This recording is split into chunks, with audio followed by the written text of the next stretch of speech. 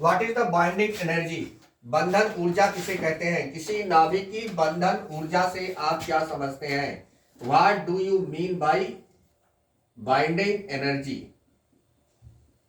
ये definition important है। Amount of the energy required to separate an atom nucleus completely to particle is called, यहां बढ़ा सकते हैं, is called binding energy, is called binding energy. ये है binding energy की definition.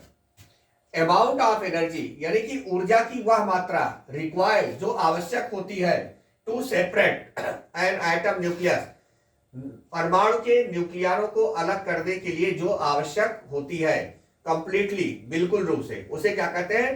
Particle is called binding energy. Amount of energy required to separate an atomic nucleus completely to particle, particle से बिल्कुल पृथक करने के लिए जो ऊर्जा आवश्यक होती है, न्यूक्लियरों को अलग करने के लिए जो ऊर्जा आवश्यक होती है, उसे क्या कहते हैं? बंधन ऊर्जा कहते हैं।